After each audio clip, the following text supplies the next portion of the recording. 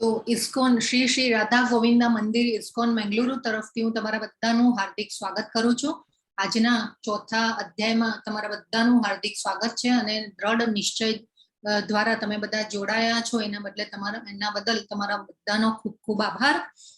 આપણે મંગલાચરણથી સ્ટાર્ટ કરીએ. આપણા ક્લાસમાં મંગલતાને વધાવીએ કે આપણા જે ગુરુઓ જે છે, આચાર્યો છે, એનો આપણને જે ભક્તિની શક્તિ છે આપણને મળે, આપણને સમજવાની શક્તિ આપે અને મને કહેવાની શક્તિ આપે.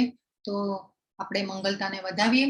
ઓમ અજ્ઞાનતિમિરાન્ધસ્ય જ્ઞાનાંજન શલાકયા ચક્ષુરુન્મિલિतं येन તસ્मै શ્રી ગુરવે નમઃ. શ્રી ચૈતન્ય મનોભીષ્ટં સ્થાપિतं येन ભૂતલે સ્વયં રૂપ કદા મह्यं દદાતિ સ્વપદાન્તિકં. વંદેહં શ્રી ગુરો શ્રીયુતપદકમલં શ્રી ગુરુन् વૈષ્ણવાંશ્ચ શ્રી રૂપં સાગ્રજાतं સહગણ રઘુનાથાન્વિतं तं સજીવં સાદ્વૈतं સાવધૂतं પરિજન સહિतं કૃષ્ણ ચૈતન્ય દેવં શ્રી રાધા કૃષ્ણ પાદાન સહગણ લલિતા શ્રી વિશાખાન્વિતાંશ્ચ. હે કૃષ્ણ કરુણા સિંધો દીનબંધો જગતપતે ગોપેશ ગોપિકા કાંત રાધાકાંત નમોસ્તુતે. તપ્ત કાંચન ગૌરાંગી રાધે વૃંદાવનેશ્વરી વૃષભાનુસુતે દેવી પ્रणमामि હરિપ્રિયે. વાંછા કલ્પતરુભ્યશ્ચ કૃપા સિંધુભ્ય એવ ચ પતિતાનાં પાવનેભ્યો વૈષ્ણવેભ્યો નમો નમઃ. શ્રી કૃષ્ણ ચૈતન્ય પ્રભો નિત્યાનંદ શ્રી અદ્વૈત ગદાધર શ્રીવાસાદિ ગૌર ભક્ત વૃંદ. હરે કૃષ્ણ કૃષ્ણ કૃષ્ણ હરે હરે હરે રામ રામ રામ હરે હરે. હરે કૃષ્ણ બધાને. હરે કૃષ્ણ. ઓકે, તો આજનો અધ્યાય ચોથો દિવ્ય જ્ઞાન. અધ્યાયનું નામ છે દિવ્ય જ્ઞાન.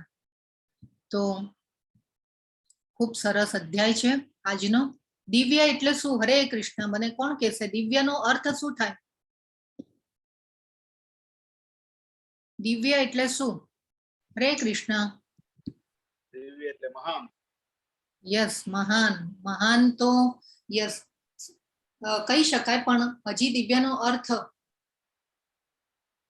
અર્થ કોઈને ખ્યાલ છે? દિવ્ય એટલે શું? આજનો જે ચેપ્ટર છે દિવ્ય એટલે શું? આપણે ભગવાન માટે કોઈક વાર આપણે શબ્દો યુઝ કરતા હોય છે. અદ્ભુત કાર્ય થયું હોય તો આપણે એ શબ્દને યુઝ કરતા હોય છે. તેજસ્વીની. તેજસ્વી. યસ, તેજસ્વી, પ્રકાશમય. યસ. બીજો હજી કોઈને કઈ કેવું છે? સર્વગુણ સંપૂર્ણ દિવ્ય પુરુષ. મહાન પુરુષ. યસ, બરાબર છે. ખૂબ સરસ. ઓકે. યસ કિરણ. હા, ઓકે, ખૂબ સરસ. તો દિવ્ય કોને કહેવાય? આપણું જે વ્યક્તિત્વ છે એને કોઈને દિવ્ય કહેવાય નહીં, પણ ભગવાન જે છે આજે એમનું સ્વરૂપનું દર્શન કરાવશે આપણને આજના અધ્યાયમાં. અને ખૂબ સરસ સ્વરૂપનું દર્શન કરાવે છે ભગવાન આજના અધ્યાયમાં. આપણે ખૂબ સરસ આજનો પણ અધ્યાય છે. આપણે આગળ જોઈએ કે આજના અધ્યાયમાં ભગવાન શું કહે છે. ખૂબ જ સરસ અધ્યાય. એનું નામ જ દિવ્ય જ્ઞાન છે. તો આ અધ્યાયમાં ભગવાને આખો ભગવદ્ ગીતાનો ઇતિહાસ બતાવ્યો છે. ગુરુ શિષ્ય પરંપરાનું શું મહત્વ છે તે બતાવ્યું છે. આપણને ભાઈ પ્રશ્ન થાય કે ભાઈ ગુરુ કેમ કરવાના? તો આપણે ડિરેક્ટ કૃષ્ણ પાસેથી જાતે ગીતા વાંચીને આ જ્ઞાન કેમ ન લઈ શકીએ? તો આનો જવાબ પણ ભગવાને આ અધ્યાયમાં ખૂબ સરસ રીતે આપ્યો છે. અને પોતાના સ્વરૂપ વિશે આજે ભગવાન છે એ ખૂબ સરસ રીતે આપણને આજના અધ્યાયમાં એનું જ્ઞાન આપશે. તો આપણે આજનો અધ્યાય જોઈએ. આપણે જે 3 અધ્યાય જે જોયા છે એનું આપણે કાલે થોડું પુનરાવર્તન કરશું, કેમ કે આજે પણ થોડો અધ્યાય લાંબો છે. ઘણું બધું આજે સમજાવવાનું છે. આપણો ટાઈમ જશે એમાં.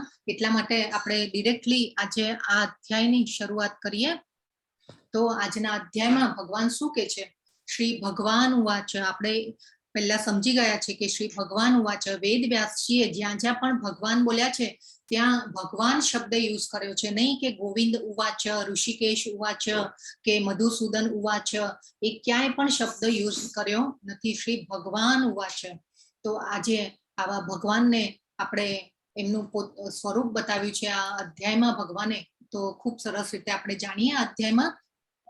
ભગવાન શું કે છે અધ્યાયમાં, ઇમમ વિવસ્વતે યોગમ પ્રોક્તવાનહમ અવ્યયમ વિવસ્વાન મનવે પ્રાહ મનુરીક્ષ્વા કવે બ્રવીત. પુરુષોત્તમ પરમેશ્વર ભગવાન શ્રી કૃષ્ણએ કહ્યું, મેં આ અવિનાશી યોગના વિજ્ઞાનનો ઉપદેશ સૂર્યદેવ વિવસ્વાનને આપ્યો અને વિવસ્વાને માનવોના પિતા મનુને ઉપદેશ આપ્યો અને મનુએ વળી આ ઉપદેશ ઈક્ષ્વાકુને આપ્યો. હરે કૃષ્ણ. પ્લીઝ મ્યુટ રાખજો, કોઈને ત્યાંથી અવાજ આવે છે. તો ભગવાને કીધું કે મેં આ અવિનાશી યોગ, હવે આજે આ યોગ જે આખું ભગવદ ગીતાનું જે જ્ઞાન આપે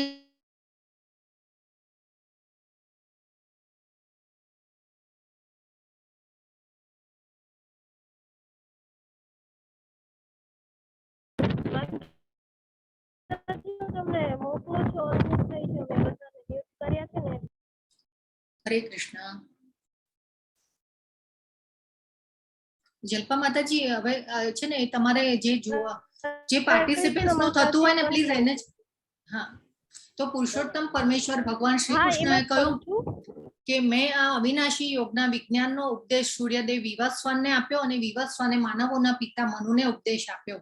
તો આ જે ભગવદ ગીતાનું જે જ્ઞાન છે એ ભગવાને જો પહેલા અહીંયા શું ભગવાને કીધું કે પહેલો આ યોગના વિજ્ઞાનનો ઉપદેશ સૂર્યદેવ વિવસ્વાનને આપ્યો. તો આ ગીતા પહેલા કોને કહેવાયેલી છે? ભગવાન સૂર્યને કહેવાઈ ગઈ છે. ઓલરેડી ભગવાને સૂર્યદેવને આ ઉપદેશ જે છે ભગવદ ગીતાનો એ આપેલો છે. હવે આપણને એમ થાય કે આપણને જ પહેલો મળ્યો છે, પણ ભગવાને આ ભગવદ ગીતાનો ઉપદેશ જે છે એ સૂર્યદેવને પણ પહેલા આપ્યો છે. સૂર્યદેવનું બીજું નામ છે વિવસ્વાન. એ પછી સૂર્યદેવે માનવોના પિતા મનુને આ ઉપદેશ આપ્યો. એ પછી મનુએ વળી આ ઉપદેશ ઈક્ષ્વાકુને આપ્યો.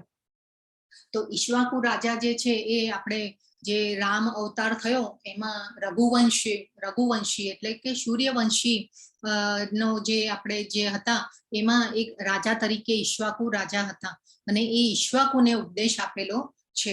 તો આમાં હવે ભગવાન કે છે કે બીજો ઇમ્પોર્ટન્ટ પોઈન્ટ છે કે આખી આ જે ભગવદ ગીતાનું જ્ઞાન સૂર્યદેવને આપ્યું. હવે સૂર્યદેવને શેના માટે આપેલું ભગવાને? તો એ આપણે બીજા શ્લોકમાં આપણે જોઈશું કે ભગવાન શું કે છે બીજા શ્લોકમાં, એવમ પરંપરા પ્રાપ્ત મિમમ રાજર્ષયો વિદુહુ સકાલે નેહ મહતા યોગે નષ્ટ પરંતપ. એ રીતે હે અર્જુન, આ પરમ વિજ્ઞાન ગુરુ શિષ્ય પરંપરા દ્વારા પ્રાપ્ત થયું અને રાજર્ષિઓએ એ જ રીતે જાણ્યું, પરંતુ કાળાંતરે આ પરંપરા તૂટી ગઈ અને તેથી આ વિજ્ઞાન યથાર્થ રૂપમાં લુપ્ત થયેલું જણાય છે. હવે જો ભગવાન શું કે છે, એવમ પરંપરા પ્રાપ્ત. હવે આ પરંપરા જે શબ્દ છે એ ખૂબ મહત્વનો છે અને આ પરંપરા પ્રાપ્ત જે શબ્દ, આ દિવ્ય જ્ઞાન જે છે એ પહેલા ભગવાન કે છે કે કઈ પદ્ધતિથી આપણે લેવાનું છે. પરંપરા દ્વારા જે પ્રાપ્ત થયેલું છે એ આજે આપણે આગળ જોઈશું કે આપણે કઈ પરંપરા દ્વારા આપણે આ જ્ઞાનને લઈ રહ્યા છીએ. તો આ પરંપરા જે છે એ ખૂબ મહત્વનું છે. અને ઈક્ષ્વાકુ આ રાજા હતા, રઘુકુળ વંશજના રાજા હતા અને જે કુળમાં શ્રીરામ ભગવાનનો અવતાર થયો હતો. તો એટલે કે આ જે ભગવદ ગીતાનું જે જ્ઞાન જે છે એ ઓથોરાઇઝ પદ્ધતિ કરેલી છે ભગવાને. આ જ્ઞાન ભગવાને કીધું અહીંયા કે મેં સૂર્યદેવને આપેલું. એ સૂર્યદેવ અને આ પાછું કેવું કે મિમમ રાજર્ષયો વિદુહુ, રાજર્ષિઓ, ભગવાને શબ્દ યુઝ કર્યો છે અહીંયા રાજર્ષયો વિદુહુ, મેં રાજર્ષિઓને આપેલું છે. તો આ ભગવાને કેમ આપેલું આ ભગવદ ગીતાનું જ્ઞાન? રાજર્ષિઓ એટલે કે રાજા અથવા તો ઋષિઓ, રાજા પ્લસ ઋષિઓ એટલે રાજર્ષિઓ કહેવાય. તો એ જે વૈદિક કાળ હતો એમાં રાજાઓ કેવા હતા? ઋષિઓ જેવા, કે જેને કહેવાય કે વિદ્વાન આપણે કહી શકીએ. તો આવા ઋષિઓ જેવા રાજાઓ, અને એ વૈદિક કાળમાં તો એવું હતું કે જ્યારે આખું જે પૃથ્વીનું રાજ્ય હોય એ એક જ રાજા પાસે હોય, આખું પૃથ્વીનું સમ્રાટ કહેવાતા કોઈ પણ રાજા હોય. ઇવન જે સૂર્યદેવ જે છે એ સૂર્યદેવ ગ્રહના અધિષ્ઠાતા છે અને અલગ અલગ જે ગ્રહો છે, બ્રહ્માંડો જે છે એના એક અધિષ્ઠાતા જેને કહેવાય ને કે રાજા, એવા રાજા હોય. અત્યારે પણ એવું છે આપણે એ કાલે જોઈશું. કાલના અધ્યાયમાં આપણે ખૂબ સરસ ભગવાનનો વિસ્તાર ને બધું સમજવાનું છે. તો જેવી રીતે અલગ અલગ લોક છે, જે ચંદ્રલોક છે, સૂર્યલોક છે, પછી અલગ અલગ બ્રહ્માંડો છે, અલગ અલગ બ્રહ્માંડોમાં અલગ અલગ બ્રહ્માઓ છે. એ પછી આવી રીતે, એટલે કે આ ભગવદ્ ગીતાનું જે જ્ઞાન છે એ ભગવાને એના માટે આપેલું કે આ બધા જે રાજાઓ ઋષિઓ જે છે એ આ ભગવદ્ ગીતાનું જ્ઞાન લઈ અને એમના ધ્યેયને પામી શકે, અને જે ગ્રહોના જે અધિષ્ઠાતા એટલે કે રાજાઓ ઋષિઓ જે હતા, ઋષિઓ જેવા જે રાજાઓ હતા એ પોતાનું પ્રજાનું કલ્યાણ કરી શકે, અને આપણે જેને કહેવાય કે પ્રજાનું કલ્યાણ કરી શકે, અને સમાજમાં કાયદો અને વ્યવસ્થા, એટલે કે આપણે જે અત્યારે પણ બધા કેવા વડાપ્રધાને બધા અમુક આપણા દેશના કાયદાઓ છે ને જેનું આપણે પાલન કરી રહ્યા છીએ, એવી રીતે રાજાઓ પણ ત્યારે જે પ્રજાનું રક્ષણ કરી શકે, કાયદાનું પાલન કરી શકે બધા, અને આ જે પ્રજાનું જેને કહેવાય ને કે સમાજમાં કાયદો વ્યવસ્થા જળવાય, તો એ રીતે એ ગ્રહોમાં પણ બધું જળવાઈ રહે એના માટે ભગવાને આ ભગવદ્ ગીતાનું જ્ઞાન પહેલા સૂર્ય ભગવાનને આપેલું હતું. એ પછી સૂર્ય ભગવાને, સૂર્યએ આપણે જે છે કે માનવોના પિતા મનુને આપ્યું, માનવોના પિતા મનુએ ઈક્ષ્વાકુ રાજાને આપ્યું. તો આ રીતે પરંપરામાં આવેલું આ જ્ઞાન છે. પણ ભગવાન અહીંયા શું કે છે કે કાળાંતરે આ પરંપરા તૂટી ગઈ અને તેથી આ વિજ્ઞાન જે છે એ યથાર્થ રૂપમાં લુપ્ત થયેલું જણાયું. એટલા માટે ભગવાને શું કર્યું, અહીંયા અર્જુનજીને પસંદ કર્યા ભગવદ્ ગીતાને કહેવા માટે.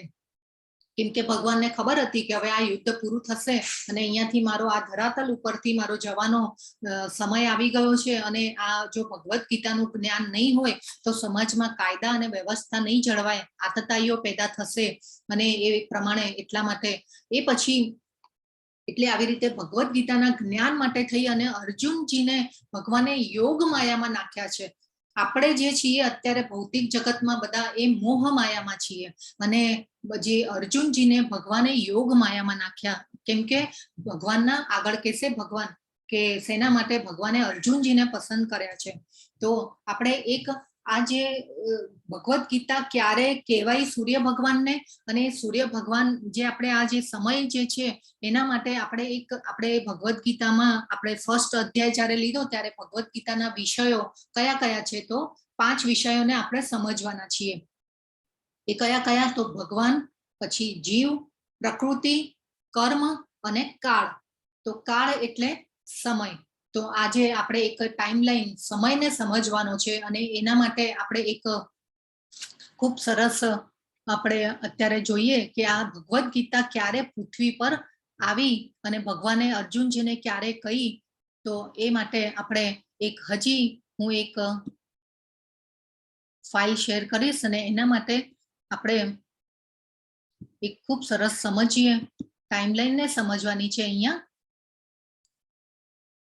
તો હવે આપણે સમજીએ કે આપણે સમય, તો કાળ એટલે આપણે સમય સમજે, આપણે કહેવાય ને કે કાળનો અર્થ બધાને ખબર છે કે સમય.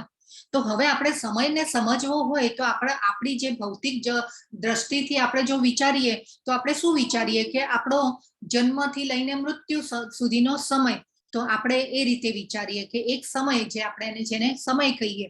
એ પછી આપણે જેને સમય આપણે સમજવો હોય તો આપણે કેવી રીતે સમજીએ કે ભાઈ પહેલા જ્યારે રાજાઓનું શાસન હતું, એ પછી મોગલો આવ્યા, મોગલો પછી જેને કહેવાય કે અંગ્રેજો આવ્યા, એ પછી આપણે હવે એ અલગ અલગ દેશના વડાપ્રધાનોને એ રીતે બધું શાસન ચાલે છે. તો એને એક આપણે જેને કહેવાય ને કે સમયની એક ઓલી આપણે વિચાર શક્તિ આપણી એવી રીતે આપણે માની શકીએ કે ભાઈ આ સમય જે આવો, એ પછી આપણે કેવી રીતે પણ વિચારી શકીએ કે આપણા જે ઘરમાં વડીલો હતા, દાદાઓ હતા, નાનાઓ હતા, તો એ લોકોનો સમય અને આપણા સમયમાં કેટલો ચેન્જ આવી ગયો છે. તો એ રીતે એક આપણે સમયને સમજી શકીએ. તો આપણે અહીંયા સમય જે છે એને સમજવાનો છે. તો આપણે જ્યાં અત્યારે ક્યાં છીએ, કેવી રીતે છીએ, અને તો આપણે સમયને સમજવો હોય તો આપણે કેવી રીતે સમજી શકીએ કે આપણા કરતા જે લાંબા આયુષ્ય જે ધરાવે છે જેઓ, એનો એક બેન્ચમાર્ક આપણે લઈએ તો આપણે આપણા સમયને સમજી શકીએ. તો એના માટે થઈને આપણે અહીંયા સમયની ટાઈમલાઈનને સમજવાની છે. તો આપણે જેવી રીતે બાળકને નાનું ભણવા મૂકીએ ત્યારે શું થાય કે ભાઈ આપણે જેને કહેવાય કે બાળક જાય ત્યારે એને પહેલા મેજરમેન્ટ જે હોય એને આપણે કેવી રીતે આપીએ કે ભાઈ પહેલા નાનું બાળક હોય એટલે સીધું આપણે જો મોટું માપ એને બતાવી દઈએ કે મેજરમેન્ટ નું કે ભાઈ બેટા તારે આ 12 ઇંચની ફૂટ પટ્ટી લેવાની છે ને એમાં તારે આ રીતે પ્રેઝન્ટેશન બનાવવાનું છે, તો એ ન કરી શકે. તો આપણે એને કેવી રીતે સમજાવીએ કે ભાઈ આને ફૂટ પટ્ટી કહેવાય કે આ 12 ઇંચની ફૂટ પટ્ટી છે. એ પછી એમાં સેન્ટીમીટરનું એક માપ હોય, એ સેન્ટીમીટર પછી એક મિલીમીટરનું માપ હોય અને એ રીતે આપણે બાળકને સમજાવતા હોઈએ. એ પછી સેન્ટીમીટર પછી મિલીમીટર.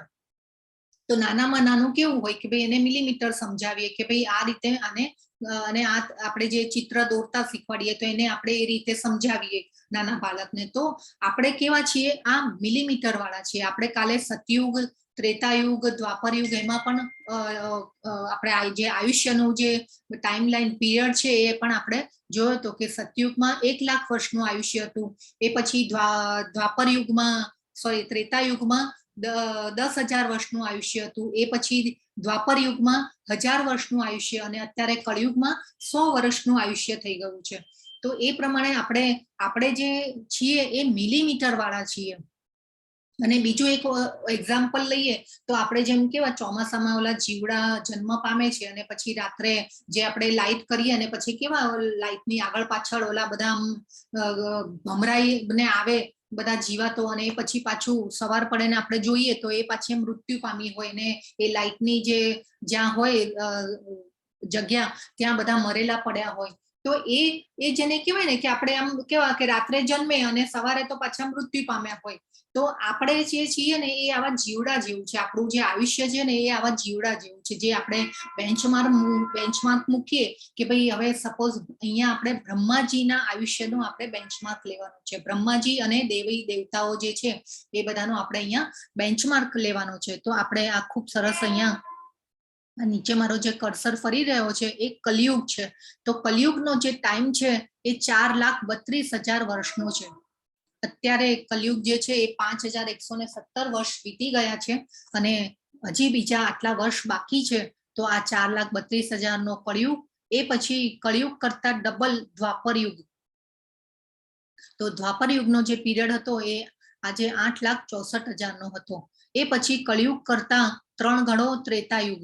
તો આજે 1.296 મિલિયન યર્સ હતા ત્રેતાયુગ. એ પછી સતયુગનો જે ટાઈમ હતો એ 1.728 મિલિયન યર્સ. તો આ રીતે અને એ પાછું એ જો હવે શું છે કે આવા 4 યુગ ભેગા થઈ અને 4.32 મિલિયન યર્સ થયા, એને એક દિવ્ય યુગ કહેવામાં આવે છે.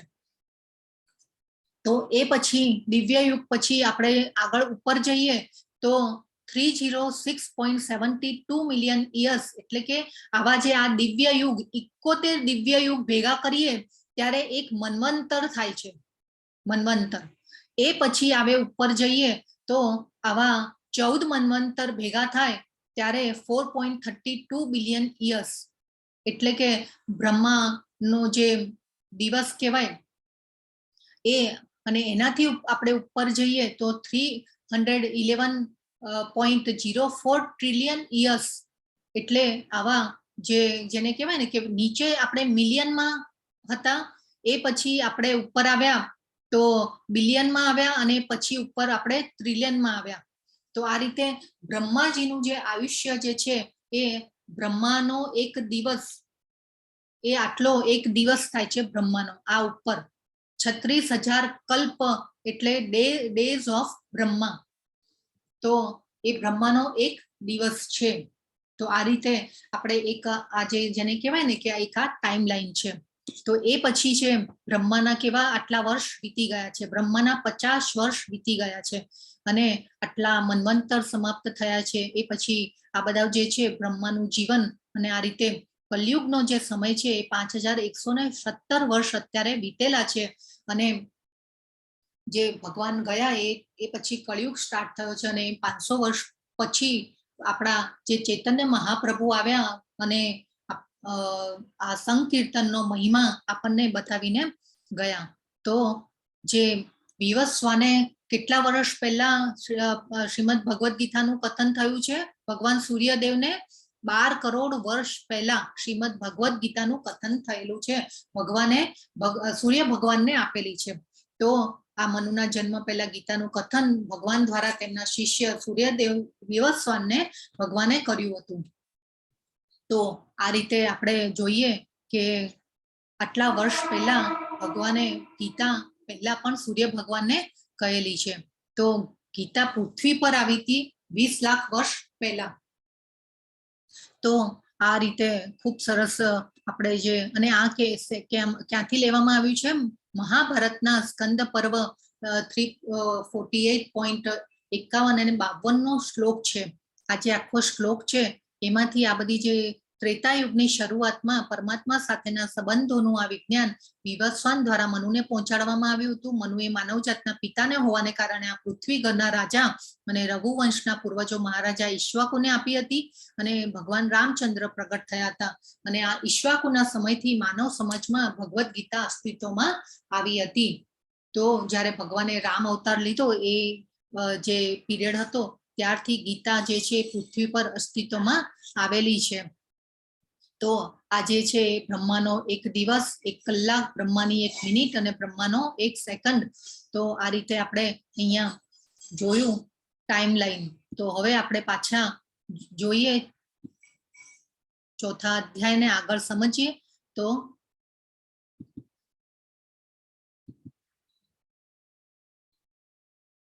તો આ જ્યારે કાળ પરંપરા તૂટી ગઈ તેથી ભગવાને આ જે વિજ્ઞાન છે એ એના માટે અર્જુનજીને પસંદ કર્યા. ભગવદ ગીતાનું જે જ્ઞાન આપ્યું છે ભગવાને એને યોગ કીધો છે.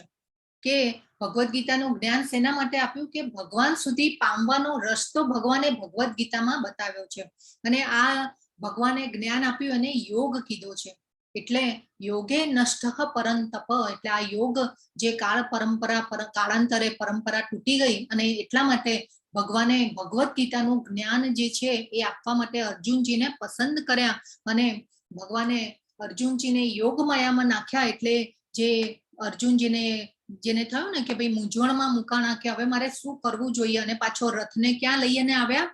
કે ભીષ્મ પિતામહ અને ગુરુ દ્રોણની સામે જ લઈને આવ્યા. કે જે અર્જુનજી જે છે એ વિચારે કે નહીં, અમારા બધા સગાવાલાઓને હું કેવી રીતે મારી શકીશ. જો સામે દુર્યોધનની સામે ઉભો રાખ્યો હોત રથ તો આ અર્જુનજી આ માયામાં મુકાયા ન હોત. પણ આ ભીષ્મ પિતામહ અને ગુરુ દ્રોણ જેવા ની સામે ભગવાને રથને ઉભો રાખ્યો. એટલા માટે અર્જુનજી જે છે એ તો આ જે પરંપરા દ્વારા પ્રાપ્ત થયેલું જે જ્ઞાન જે છે એ આ સંપ્રદાય એટલે કે આ ભગવાનનું જે જ્ઞાન જે છે એ આપણે જોઈએ કે અલગ અલગ પરંપરાઓમાંથી આવેલું છે. તો આ જે લોર્ડ બ્રહ્મા જે છે એ લોર્ડ બ્રહ્માએ જે જ્ઞાન આપ્યું અને એ સંપ્રદાય લોર્ડ જેને કહેવાય કે બ્રહ્મ માધવ ગૌડીય સંપ્રદાય કહેવાયો. બ્રહ્મા, પછી શ્રી લક્ષ્મીજી એટલે કે શ્રી સંપ્રદાય, એ પછી છે રુદ્ર સંપ્રદાય. અને આ જે બ્રહ્માજીના જે 4 પુત્રો જે છે એટલે એ જે પુત્રો એ જે ભગવાનના ભક્તો છે અને એમને જે જ્ઞાન આપ્યું. એટલે અલગ અલગ સંપ્રદાયો એ અલગ અલગ, પણ ભગવાને જે આપેલું જ્ઞાન છે એ અલગ અલગ સંપ્રદાયો દ્વારા પરંપરા દ્વારા આવેલું છે. તો આપણે જે ઇસ્કોન જે સંસ્થા છે એ બ્રહ્મ માધવ ગૌડીય સંપ્રદાય કહેવાય છે. અને આ બ્રહ્મા દ્વારા આ જ્ઞાન આપણને અત્યારે મળી રહ્યું છે ઇસ્કોન દ્વારા. તો આ માધવાચાર્ય જે છે એ આ સંપ્રદાયના આચાર્ય છે અને એમના દ્વારા આપણને જ્ઞાન મળી રહ્યું છે. એ પછી જે શ્રી લક્ષ્મીજી, તો એ શ્રી સંપ્રદાય કહેવાયો અને એમાં એ સંપ્રદાયમાં રામાનુજાચાર્ય થઈ ગયા. અને એ પછી રુદ્ર સંપ્રદાયમાં આ વિષ્ણુ સ્વામી કરીને આચાર્ય થઈ ગયા અને એમને ભગવદ ગીતાનો ફેલાવો કર્યો, સાયન્સનો, ભક્તિ સાયન્સનો. એ પછી આ જે સંપ્રદાય છે એમાં નિંબાકાચાર્ય કરીને આચાર્ય થઈ ગયા અને એમને પણ ભક્તિનો આ જે સાયન્સ છે એનો ફેલાવો કર્યો. તો આ રીતે અલગ અલગ સંપ્રદાયોમાં પણ આપણે જે અત્યારે જ્ઞાન લઈ રહ્યા છીએ એ આપણે આ બ્રહ્મ માધવ ગૌડીય સંપ્રદાય માંથી આપણે લઈ રહ્યા છીએ. અને આપણે જે છીએ અત્યારે તો જે શીલા પ્રભુપાદ છે એ 32મા નંબર ઉપર આવે છે. તો આપણે આ જોઈએ તો અહીંયા છે કૃષ્ણ, પછી બ્રહ્મા, એ પછી નારદજી, એ પછી આવે છે વ્યાસ મુનિ, એ પછી માધવાચાર્ય, જે આપણે અત્યારે જે નામ લીધું માધવાચાર્ય, બ્રહ્મ ગૌડીય માધવ સંપ્રદાય, તો આ માધવાચાર્ય, એ પછી પદ્મનાભ નરહરિ, સોરી માધવાની અહીંયા 8મા નંબર પર માધવાચાર્ય છે. એ પછી છે અક્ષોભ્ય, જય તીર્થ, એ પછી આ બધા જેને કહેવાય કે આ બધા જે થઈ ગયા આચાર્યો, અને એ પછી જે આવે છે અહીંયા ભગવાન ચૈતન્ય મહાપ્રભુ 22મા નંબર ઉપર. એ પછી આવે છે ભગવાન ચૈતન્ય પછી આપણે જે અત્યારે મંગલાચરણમાં રૂપ ગોસ્વામીનો આપણે ફોટો જોઈએ છીએ, એ પછી આ જે 6 ગોસ્વામી, આપણે ષડ ગોસ્વામી જોયા છે મંગલાચરણમાં, મેં સમજાવેલું તમને એકવાર કે આ જે 6 ગોસ્વામીઓ જે છે એમને વૃંદાવન ધામને ઊભું કરવામાં એમનો ખૂબ મોટો ફાળો છે. તો આ ષડ ગોસ્વામી આપણે આ જે છે બધા ગૌરી કિશોરદાસ બાબાજી, ભક્તિ વિનોદ ઠાકુર, જગન્નાથ દાસ બાબાજી, વિશ્વનાથ નરોત્તમ, અને જે શ્રીલ ભક્તિ વેદાંત સ્વામી આપણે 32મા નંબર ઉપર આવે છે. તો આ રીતે આપણે જે અત્યારે જ્ઞાન લઈ રહ્યા છીએ એ આપણે શ્રીલા પ્રભુપાદની મૂળભૂત ગીતા જે છે એમના દ્વારા આપણે લઈ રહ્યા છે. તો આ જે જ્ઞાન જે છે એ આ રીતે પરંપરામાં આવેલું છે, અને આ મૂળભૂત જ્ઞાન આપણે અહીંયા લઈ રહ્યા છીએ. એ પછી આવે છે 3જો શ્લોકમાં ભગવાન કહે છે કે સ એવાયમ મયા તેદ્ય યોગ પ્રોક્ત પુરાતનઃ ભક્તોસી મે સખા ચેતી રહસ્યમ યે તદુત્તમમ. જો હવે ભગવાન શું કહે છે કે આ પ્રાચીન યોગ પરમેશ્વર સાથેના સંબંધનું વિજ્ઞાન આજે હું તને કહી રહ્યો છું, કારણ કે તું મારો ભક્ત તથા મિત્ર છે, અને તેથી આ વિજ્ઞાનના દિવ્ય રહસ્યને સમજી શકે છે. જો હવે ભગવાને અહીંયા શું કીધું, અર્જુનને સર્ટિફિકેટ આપી દીધું એમના લાયકાતનું, કે આ જ્ઞાન હું તને કેમ કહી રહ્યો છું, કેમ કે અર્જુનની 2 લાયકાત કીધી ભગવાને, કે તું મારો ભક્ત છે, અને બીજું શું કીધું, ભક્તો સી મે સખા ચેતી. ભગવાને કીધું તું મારો ભક્ત છે અને સખા, સખા આપણને ખ્યાલ છે મિત્ર. તો આ રીતે ભગવાને અહીંયા કીધું કે તું મારો ભક્ત છે અને તું મારો મિત્ર છે, એટલા માટે હું તને આ જ્ઞાન હું તને કહી રહ્યો છું. અને કેવું જ્ઞાન, તો આ પ્રાચીન યોગ. હવે આ જે ભગવદ ગીતાનું જે જ્ઞાન છે એને ભગવાને યોગ કીધો છે, અને આ પ્રાચીન યોગનું જે જ્ઞાન છે એ પરમેશ્વર સાથેના સંબંધનું વિજ્ઞાન, એટલે પરમેશ્વર સાથે આપણે કેવી રીતે જોડાવું. એટલે યોગ એટલે શું, ભગવાન સાથે જોડાવું. આપણે નોટ કરવું હોય તો કરજો, કોઈને આપણે રેપિડ ફાયર રાઉન્ડ લઈશું એકવાર. તો આ રીતે આ બધું નોટ ડાઉન થોડું થોડું કરવાનું, કે યોગ એટલે ભગવાન સાથેનું જોડાણ. તો આ રીતે ભગવાન અર્જુનજીને સમજાવે છે, અને કેવું રહસ્યમ હેત ઉત્તમમ. ભગવાન આ યોગને ઉત્તમ કીધો છે, અને આ કેવું રહસ્ય કીધું છે ભગવાને, કે આ રહસ્ય, આ યોગનું રહસ્ય હું તને કેમ સમજાવી રહ્યો છું, કેમ કે તું મારો ભક્ત છે અને મિત્ર છે, અને પાછું દિવ્ય જે છે, દિવ્ય ભગવાનના મુખેથી આ બધા નીકળેલા શબ્દો છે એટલે દિવ્ય છે. એટલે આપણે એને આદર અને સન્માનથી આપણે લેવા જોઈએ, કોઈ શંકા ન કરવી જોઈએ.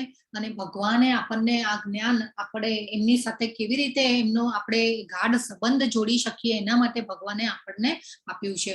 અને ભગવદ ગીતા આપણા માટે જ રચાયેલી છે. અર્જુનને તો એવા ઘણા સર્ટિફિકેટ અને આપી દીધા છે, ને સાઈન કરી દીધી છે ભગવાને, કે હું તને એટલા માટે હું આ જ્ઞાન આપી રહ્યો છું. પણ આ જ્ઞાન કોના માટે, આપણા લોકો માટે છે, અને હજી આવનારી પેઢીઓ પણ લેશે. પણ આપણે આ લવ લેટર ને પ્રેમ પત્ર ને આપણે ભૂલી ગયા હતા, એટલા માટે ચૈતન્ય મહાપ્રભુ આવ્યા 500 વર્ષ પહેલા. તો 4થા શ્લોકમાં ભગવાને કહ્યું, નહીં સોરી, અર્જુન કે છે આપનો જન્મ અર્વાચીન કાળમાં થયો છે, અને સૂર્યદેવ વિવસ્વાનનો જન્મ તો પ્રાચીન કાળમાં થયો છે. તો પછી હું કેવી રીતે સમજુ કે ભાઈ પ્રાચીન કાળમાં આપે તેમને આ વિદ્યાનો ઉપદેશ આપ્યો હતો. જો હવે આ અર્જુનજી જયારે મૂંઝવણમાં હોય, ને આપણે પણ આવા મૂંઝવણમાં હોઈએ ને, ત્યારે આપણે આપણા જીવનમાં પણ એવા ઘણા પ્રશ્નો આવતા હોય છે, આર્થિક, સામાજિક, માનસિક. તો આપણને પણ ઘણા એવા બધા ક્વેશ્ચન થાય, જેમ અર્જુનજીને થયા એવી રીતે આપણને પણ ઘણા બધા ક્વેશ્ચન થતા હોય છે. હવે જો અહીંયા પણ અર્જુનજીએ પકડી લીધું અને એટલા માટે ભગવાને આ આખો અધ્યાય કહી દીધો. તો ભગવાન અર્જુનજી કહે છે કે હું કેવી રીતે સમજું કે ભાઈ હું ને તમે તો અત્યારે સામે છીએ, તો તમે સૂર્યદેવને આ જે જ્ઞાન આપેલું તો એ હું કેવી રીતે સમજી શકું કે પ્રાચીન કાળમાં આપે તેમને આ વિદ્યાનો ઉપદેશ આપ્યો હતો. તો આ રીતે જે અર્જુનજી જે છે એ આ રીતે એક એક શબ્દ પકડી અને આવી રીતે ભગવાનને ક્વેશ્ચનો પૂછે છે અને આવી રીતે એક કરીને ભગવાન જે છે એમના ઉત્તર આપે છે. તો ભગવાન કે છે બહુની મે વ્યતીતાની જન્માની તવ ચાર્જુન ત્યાન્ય હમ વેદ સર્વાણી નત્વમ વેત્થ પરંતપ. શ્રી ભગવાન બોલ્યા તારા અને મારા અનેક જન્મો થઈ ચુક્યા છે, હું તે બધાને યાદ રાખી શકું છું, પરંતુ હે પરંતપ હું તેને યાદ રાખી શકતો નથી. ભગવાને કીધું કે હવે ભગવાન એમ છે એમનું સ્વરૂપ બતાવે છે કે ભાઈ ભગવાન અહીંયા શું કે છે, તારા અને મારા અનેક જન્મો થઈ ચુક્યા છે. ભગવાને કીધું અહીંયા કેટલું સુંદર ભગવાને આપણે જો હવે શરીર અને આત્માનું જ્ઞાન અહીંયા આપણે ધીરે ધીરે આપણે આને કનેક્ટ કરવાનું છે કે ભગવાને આપણે કીધું હતું ને આત્મા અવિનાશી છે, અમર છે અને સનાતન છે. એનું અત્યારે અહીંયા ભગવાન જે છે એનું જે કહી રહ્યા છે કે તારા અને મારા અનેક જન્મો થઈ ચુક્યા છે અને હું તે બધાને યાદ રાખી શકું છું, પરંતુ હે પરંતપ તું તેને યાદ રાખી શકતો નથી. હવે ભગવાન તો ભૂત ભવિષ્ય વર્તમાન બધાના જ્ઞાતા છે. આટલા વેદોનું જે આપણને અત્યારે આ જ્ઞાન મળી રહ્યું છે એ પણ ભગવાન પાસેથી જ આવેલું છે. ભગવાને આટલા અવતાર લીધા, શેના માટે લીધા એ પણ આજના અધ્યાયમાં ભગવાન કહેશે. તો અત્યારે અર્જુનજીને ભગવાન કહી રહ્યા છે. તો ભગવાન કેવા છે, શાશ્વત છે, અજાત છે, ગોવિંદમ આદિ પુરુષમ. અને ભગવાને સૌ પ્રથમ આ વેદોનું, ઉપનિષદોનું અને બધાનું જે જ્ઞાન આપ્યું એ બ્રહ્માજીને આપેલું છે એમના હૃદય દ્વારા. અને એ જ્ઞાન એ પછી ધીરે ધીરે આપણી પાસે આવી રહ્યું છે. અત્યારે આપણે જે આવા શ્રીલા પ્રભુપાદ આચાર્ય જેને આપણને ગીતા સરળ રીતે સમજાય એવી રીતે એમને ગીતાની લિપિબદ્ધ કરી અને ખૂબ સરસ રીતે આપીને ગયા. પ્રભુપાદે કીધું હતું કે હું મારા પુસ્તકો દ્વારા જીવિત રહેવાનો છું અને ભગવાનને જાણવા હોય તો અત્યારે હાઈએસ્ટ જે એમની ગીતા છે એ વેચાણમાં છે. તો આ રીતે આપણે સમજવું જોઈએ. તો છઠ્ઠો જે શ્લોક છે એમાં ભગવાન કે છે જો કે હું અજન્મા છું, અજો અપી સન્ન અવ્યય આત્મા. અવ્યય એટલે અવિનાશી, જેનો વિનાશ થતો નથી. અજો એટલે અજન્મા અને અવ્યય આત્મા એટલે કે જે મારો દિવ્ય દેહ કદી નાશ પામતો નથી, તથા હું સર્વ જીવોનો સ્વામી છું. ભૂતાનામ ઈશ્વરો અપી સન. સંસ્કૃત છે ને ઘણીવાર આપણે ધ્યાન દઈને આપણે જો છે ને ધીરે ધીરે, અને પ્રભુપાદે એમની ગીતામાં છે ને ખૂબ સરસ રીતે શ્લોકો અને પછી એની સંધિ છૂટી પાડી અને એ પછી નીચે સમજાવેલું છે. એ પછી નાનકડો અનુવાદ છે અને એ પછી આખો જે શ્લોકમાં ભગવાન શું કહેવા માંગે છે ને એનો ભાવાર્થ લખેલો છે.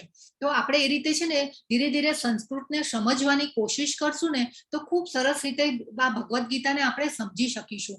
એટલે બહુ ચિંતા નહીં કરવાની કે આપણને સંસ્કૃત આવડે છે, નથી આવડતું, કે બોલી શકીએ ન બોલી શકીએ. કોઈ ચિંતા વગર આપણે છે ને ધીરે ધીરે વાંચવાનું. તો અહીંયા જો આપણને અજો એટલે અજન્મા, અવ્યય આત્મા તો અવ્યય એટલે કે અવિનાશી. ભૂતાનામ ઈશ્વરો અપી સન. ભૂતાનામ એટલે સજીવો, આપણે જે પણ અત્યારે મનુષ્યો, સજીવો, જે બી પ્રાણીઓ, પશુઓ, પક્ષીઓ. ભૂતાનામ ઈશ્વરો અપી સન. હું બધા જીવોનો સ્વામી છું, ભગવાને અહીંયા કહી દીધું છે. અને આગળ પણ હજી ભગવાન એટલા બધા પ્રમાણ આપશે કે આપણે એમના બાળકો છીએ એનું પ્રમાણ આપણને ઘણી બધી વાર શ્લોકોમાં ભગવાન આપશે. આગળ પણ કહેશે અહમ બીજઃ પ્રદપિતા. હું બીજ આપનારો પિતા હું છું. તો એ રીતે તો આ એક જે છે ખૂબ સરસ, જો બાજુમાં ચિત્ર દેખાઈ રહ્યું છે, જ્યારે વસુદેવ અને દેવકીજી જેલમાં હતા ત્યારે ભગવાને સૌ પ્રથમ આ ચતુર્ભુજ રૂપે ભગવાને એમને દર્શન આપ્યા છે અને એ પછી ભગવાન બાળકના રૂપમાં આવ્યા છે. તો આ ખૂબ સુંદર આ જે ભગવાનનો જ્યારે અવતાર થયો ને ત્યારે તો એમને ભગવાન અવતરવાના હતા, એટલા માટે દેવી દેવતાઓ, જે મહાત્માઓ, ઋષિઓ બધા એ વખતે એક શીલા પ્રભુપાદે છે ને એક કૃષ્ણ નામની બુક લખી છે, અને એ કૃષ્ણ નામની જે બુક છે ને એમાં જે ભાગવતમના 10મો સ્કંદ છે, એ 10મા સ્કંદમાં બધી ભગવાનની લીલાઓ છે. તો આપણે જે લીલાઓનું આખું ભગવાનની લીલાઓનું આખું એક અલગ બુક તરીકે એમને આખી બુક રચી છે, અને એમાં ખૂબ એ કૃષ્ણ નામની બુકમાં ખૂબ સુંદર લીલાઓનું વર્ણન કરવામાં આવ્યું છે. એમાં તમે વાંચો, આ ખૂબ સુંદર ભગવાન જ્યારે અવતરવાના હતા ને ત્યારનું જે બધું વર્ણન છે, ખૂબ અદ્ભુત વર્ણન છે. આપણને એમ થાય કે આપણે ઘણીવાર શાસ્ત્રો વાંચતા નથી એટલે આપણે બધા અજ્ઞાનમાં હોઈએ છીએ, પણ એકચ્યુઅલી આ બધું વાંચવું જોઈએ. પ્રભુપાદના પુસ્તકો તમે વસાવો, વાંચો, તો આ રીતે. અને આ પછી પાછું બીજું શું કીધું છે ભગવાને? પ્રકૃતિમ સ્વામ અધિષ્ઠાય સંભવા આત્મમાયયા, સંભવામી આત્મમાયયા. તો ભગવાન અહીંયા શું કે છે? પ્રકૃતિમ સ્વામ અધિષ્ઠાય, પ્રકૃતિનો હું અધિષ્ઠાતા છું, દિવ્ય મૂળ રૂપમાં પ્રગટ થાઉં છું, છતાં હું દરેક યુગમાં આત્મમાયયા, મારી ઈચ્છાથી હું પ્રગટ થાઉં છું. ભગવાન કે છે આત્મમાયયા. તો ભગવાન હવે કે છે, હવે આપણા હાથમાં જોઈએ તો આપણું જન્મ આપણા હાથમાં છે, મૃત્યુ આપણા હાથમાં છે નથી. જેવી રીતે શિયાળો, ઉનાળો, ઋતુઓ કેવી બદલાય છે, પ્રકૃતિની કોઈ છે આપણી પાસે કંટ્રોલ? પ્રકૃતિનો નથી. તો આ રીતે આપણું મૃત્યુ ક્યારે થશે એનો કંટ્રોલ કોઈ આપણી પાસે નથી, જન્મનો કોઈ કંટ્રોલ નથી. ઇવન આપણે, એટલે ભગવાન અહીંયા શું કે છે કે હું મારી માયાથી આવું છું. તો આપણા હાથમાં કોઈ આ બધો કંટ્રોલ છે જ નહીં, અને જે કંટ્રોલર છે એ ભગવાન છે. એ આપણે ખૂબ સારી રીતે સમજવાનું છે. અને આપણે જે મનુષ્ય જે છીએ એ ભગવાનની ચડિયાતી શક્તિ છે. આપણે આગળ અધ્યાયમાં હજી આપણે સમજીશું. તો અધિષ્ઠાતા એટલે કંટ્રોલર. પ્રકૃતિના કંટ્રોલર કોણ છે? ભગવાન છે.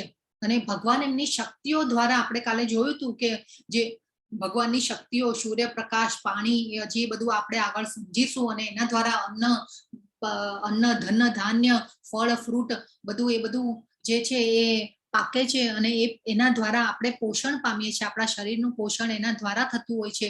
આપણે ભોગ ધરાવીને કેમ ભગવાનને ભોગ લગાવીને એના પ્રસાદનું ગ્રહણ કરવાનું આપણે. તો આ રીતે આપણે સમજીએ ને તો આપણને ભગવાન ઉપર હવે આ શ્લોક જો આપણે સમજી જઈએ ને ખૂબ સરસ રીતે, તો અને એના પછી આપણને ભગવાન ઉપર પ્રીતિ થવી જોઈએ. તો આપણે ભગવાનને અહીંયા ખૂબ સારી રીતે આજે સમજવાના છે. કે ઘણીવાર આપણને એવા અમુક બધા જે કથનો કરવા વાળા એવા ગુરુઓ છે કે ભાઈ આપણે જ ભગવાન છીએ, અને ભગવાન કૃષ્ણ તો આવી ગયા, અને એ તો ઐતિહાસિક પુરુષ હતા, અને પારધીનું બાણ વાગ્યું, અને જેને કહેવાય ને કે ભગવાન આવી અને જીવન જીવી, અને પાછા એ તો ઐતિહાસિક પુરુષ હતા, અને આવીને પાછા જતા રહ્યા. અને એટલે આ રીતે બધા જે કથનો થઈ રહ્યા છે, પણ ભગવદ્ ગીતામાં આપણે જોઈએ કે ભગવાને કેટલું સરસ રીતે એમનું સ્વરૂપનું દર્શન કરાવ્યું છે આપણને. તો ભગવાને શું કીધું? પ્રકૃતિમ સ્વામ અધિષ્ઠાય. તો આ જે ભૌતિક જગતમાં આપણે જ્યાં રહી રહ્યા છે, પ્રકૃતિ જે છે એના અધિષ્ઠાતા કોણ છે? કંટ્રોલર કોણ છે? ભગવાન છે. આપણે તો અહીંયા મહેમાન છીએ, અને ભગવાનની જે પ્રકૃતિ છે એનું આપણે ઉપભોગ કરી રહ્યા છીએ. એટલે અને ભગવાનનો અંશ છીએ આપણે, એટલે આપણે ભગવાનના સેવક છીએ. તો આપણો ફરજ બને છે કે આપણે પૂર્ણની સેવા કરવી જોઈએ. તો આ રીતે ભગવાનને ખૂબ સારી રીતે સમજવા જોઈએ. તો એટલા માટે આપણે આ જે શ્લોક છે ને એ ખૂબ મહત્વનો છે. એટલા માટે હું થોડોક ટાઈમ આના ઉપર વધારે લઈ રહી છું. એ પછી આવે છે, જો યદા યદા હિ ધર્મસ્ય ગ્લાનિર્ભવતિ ભારત અભ્યુત્થાનમ અધર્મસ્ય તદાત્માનમ સૃજામ્યહમ. ચલો આ શ્લોક બધાને લગભગ ખબર જ હશે. કેવી રીતે ખબર છે બધાને? હરે કૃષ્ણ. કોણ કહેશે? કોઈને ખ્યાલ આવે છે આ શ્લોક ઉપરથી? બહુ જાણીતો થયો તો આ શ્લોક. ક્યારે જાણીતો? મહાભારતની સિરિયલમાં. યસ, ખૂબ સરસ. યસ. તો આ જ્યારે સિરિયલ આવતી ત્યારે એમ થાય કે રોડ ઉપર સોપો પડી જતો, અને બધા જોવા માટે બેસી જતા હતા આ સિરિયલ જોવા માટે. ઓકે, અને એનું આ ટાઇટલ સોંગ હતું. હરે કૃષ્ણ. પ્લીઝ મ્યુટ કરી દેજો હવે, બધા ભૂલી જાઓ છો બધા. ઓકે, ચલો.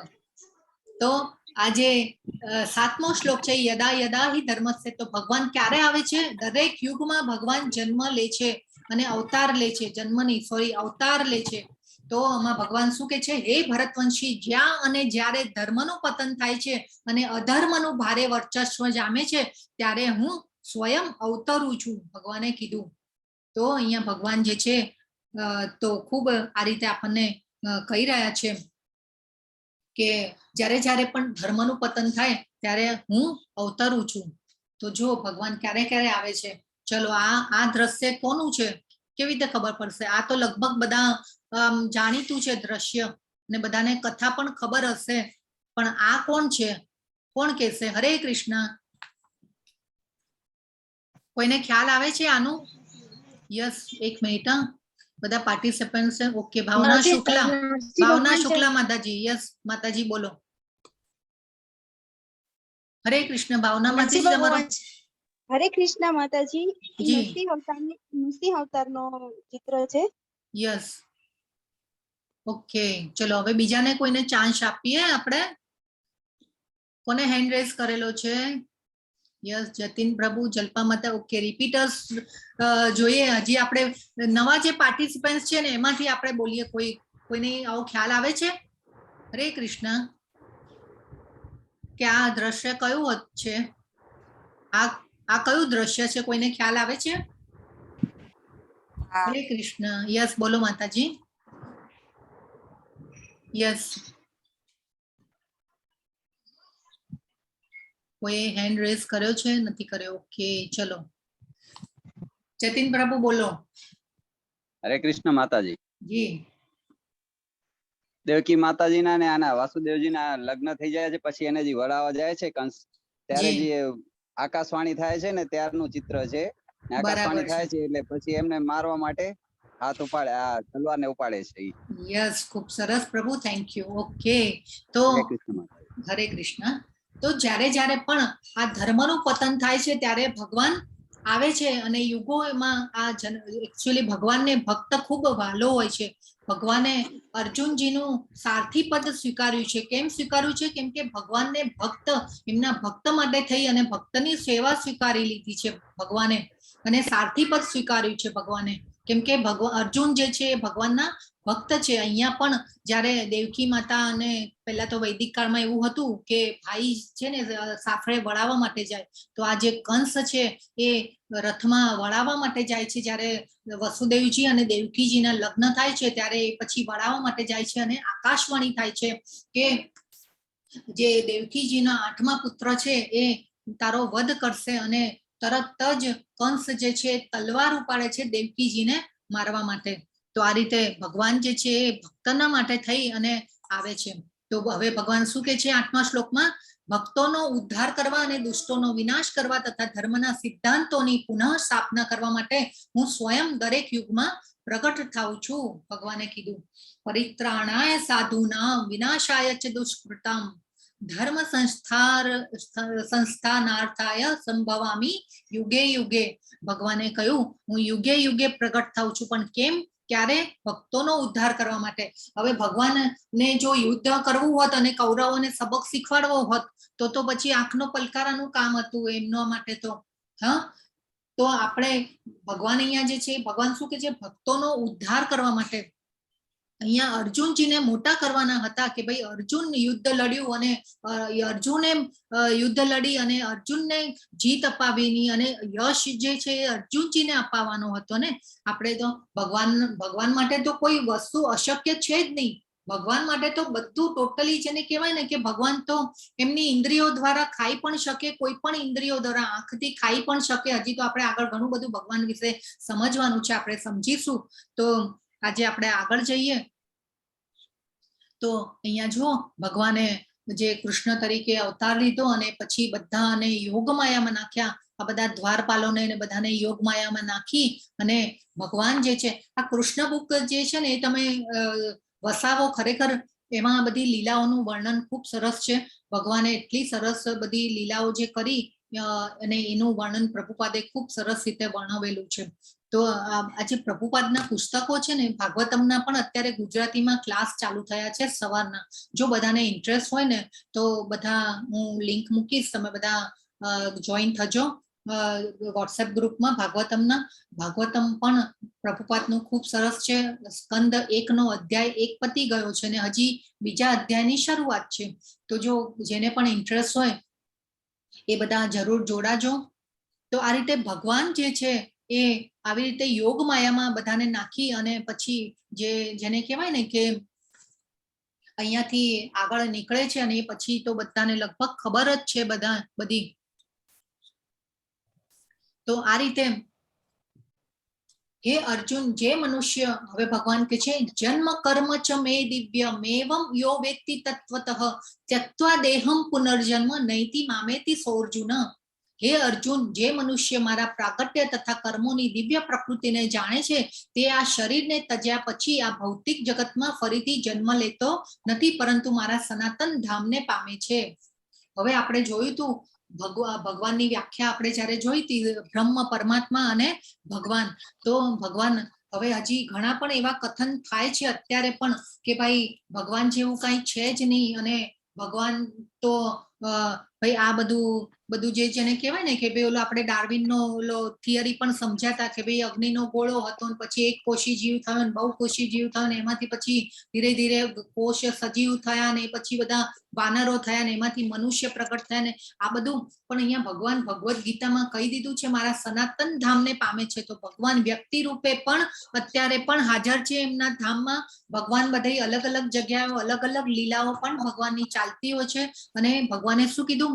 મારા સનાતન ધામને પામે છે. જે મારી દિવ્ય પ્રકૃતિને જાણે છે તેઓ આ શરીરને તજ્યા પછી આ ભૌતિક જગતમાં ફરીથી જન્મ લેતો નથી, મારા સનાતન ધામને પામે છે. તો આપણે આવતીકાલના અધ્યાયમાં જોશું કે ભગવાન ક્યાં રહે છે અને ભગવાનનું જે આ સનાતન ધામ છે એ ક્યાં આવેલું છે.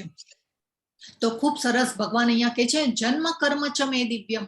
ભગવાને જે આ બધી લીલાઓ કરી આપણે સમજેલા કે લીલાઓ, ગોવર્ધન પર્વત 7 વર્ષની ઉંમરે એમને ઉપાડેલો. તો આવું આપણે તો કરી જ ન શકીએ, આપણામાં એવી શક્તિ પણ ન હોય. અને આ ભગવાનના કર્મોને સમજવા હોય તો એમની લીલાઓને આપણે સમજવી પડે. ભગવાન શું કે છે? જન્મ કર્મ છે મે દિવ્ય.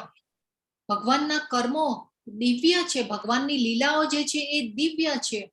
ખૂબ સરસ રીતે ભગવાને આ અધ્યાયમાં, મારો આ બહુ પ્રિય અધ્યાય છે અને એના ભગવાને આમાં કહી દીધું છે કે મારા જન્મ અને કર્મ દિવ્ય છે. હરે કૃષ્ણ. પ્લીઝ મ્યુટ કરજો, કોઈના ત્યાંથી અવાજ આવી રહ્યો છે. તો ભગવાને જે છે આપણને કહી દીધું કે મારા જન્મ અને કર્મ દિવ્ય છે. હજી આપણે કાલના અધ્યાયમાં ગોલોક ચાટમાં આપણે સમજીશું કે ભગવાનના કર્મો જે છે દિવ્ય કેવી રીતે છે. તો આ રીતે ભગવાને કહી દીધું સનાતન ધામને પામે છે. જો મારી દિવ્ય પ્રકૃતિને જે જાણે છે, એટલે આપણે ભગવાન કૃષ્ણને જાણીશું તો આ ભગવદ્ ગીતાને ભગવદ્ ગીતાને જાણવી હોય તો આપણે ભગવાન કૃષ્ણને બરાબર જાણવા પડે. અને આ જે કૃષ્ણની કૃપા જે છે ભગવાનની, એ આપણને કોના દ્વારા આવે છે? ભક્તો દ્વારા આવે છે આપણા ઉપર. તો આપણે ખૂબ સરસ આપણે આગળ પણ હજી સમજીએ કે કેવી રીતે ભગવાન કહે છે. તો ભગવાન શું કે છે હવે? કે આસક્તિ, ભય તથા ક્રોધથી મુક્ત થઈને મારામાં સંપૂર્ણ રીતે લીન થઈને અને મારું શરણ લઈને અનેક મનુષ્યો ભૂતકાળમાં મારા વિશેના જ્ઞાનથી પવિત્ર થયા છે અને એ રીતે તેઓ બધા મારા દિવ્ય પ્રેમને પામ્યા છે. તો જ્યારે પહેલા પણ જેને કહેવાય ને આપણે વાત થઈ, ભગવાને કીધું કે સૂર્ય ભગવાનને કીધું તું, એ પછી રાજા માનવોના પિતા મનુને, એટલે ત્યારે પણ બધાએ દિવ્ય જ્ઞાન, આ જ્ઞાનથી પવિત્ર થયા હતા અને દિવ્ય પ્રેમને ભગવાનના પામ્યા હતા. તો હવે આપણા અને ભગવાનમાં શું ફરક છે એ આપણે જોવાનું છે. તો ભગવાનનું જે સ્વરૂપ છે એ કાયમી છે. ભગવાને કીધું હું અજન્મા છું, અવ્યય, અવિનાશી છું. તો ભગવાનનું સ્વરૂપ કેવું છે? કાયમી છે. તો હંમેશા ભગવાનનું સ્વરૂપ જે છે, ભગવાન જ્યારે આ ધરાતલ ઉપર અને જ્યારે યુદ્ધ લડવા માટે આવ્યા ત્યારે તો ભગવાનનું લગભગ 80 થી 85 વર્ષના હશે ભગવાન, ત્યારે પણ એમનું જે સ્વરૂપ હતું એ ખૂબ જ આકર્ષક હતું અને એટલું સુંદર અને તરુણ યુવાન જેવા હતા ભગવાન. અને આપણે વાત થઈ હતી કે હજારો કામદેવોને મોહિત કરે એવું એમનું રૂપ હતું. એકચ્યુઅલી કામદેવ બીજાને મોહિત કરે પણ હજારો કામદેવોને પણ મોહિત કરે એવું ભગવાનનું સ્વરૂપ હતું. કંદર્પ કોટિ કમનીય વિશેષ શોભમ ગોવિંદમ આદિ પુરુષમ તમહમ ભજામી. ખૂબ સરસ બ્રહ્મ સંહિતા ગ્રંથમાં બ્રહ્માજીએ આ રીતે પ્રાર્થના કરેલી છે ભગવાન માટે. તો ભગવાનનું ખૂબ સુંદર આકર્ષક સ્વરૂપ છે અને કૃષ્ણ એટલે જ આનંદ. આપણે ભગવાનને જો આપણે પણ બ્રહ્મ પરમાત્મા અને ભગવાનની વ્યાખ્યામાં જોયું હતું તો આપણે જે માનવો આપણું સ્વરૂપ કેવું છે, કામ ચલાવવું છે. હવે આપણે જ્યારે 5 વર્ષના હતા ત્યારે આપણો ફોટો જોયો હોય, પછી 10 વર્ષના ફોટો જોયો હોય, એ પછી આપણે હજી અત્યારનો ફોટો, કેવા બધા અલગ અલગ આપણે ફોટામાં દેખાઈએ. તો એ રીતે આપણું જે સ્વરૂપ છે એ કામ ચલાવવું છે. એ પછી ભગવાનનું શરીર આધ્યાત્મિક છે તો એમનું શરીર ભગવાનનું કેવું છે, ડિવાઇન સ્વરૂપ છે અને આધ્યાત્મિક છે, ટ્રાન્સેન્ડેન્ટલ છે ભગવાનનું સ્વરૂપ. તો અને આપણું શરીર કેવું છે, ભૌતિક છે. આપણું પંચતત્વોમાંથી પંચમહાભૂતોમાંથી બનેલું છે અને પંચમહાભૂતોમાં ભળી જવાનું છે આપણું શરીર. એ પછી છે તેમના શરીર અને આત્મામાં કોઈ તફાવત નથી. તો ભગવાનનું જે એકચ્યુઅલી તો ભગવાનના નામ રૂપ ગુણ લીલામાં કોઈ તફાવત નથી. ભગવાનનું નામ પણ ભગવાન પોતે જ છે.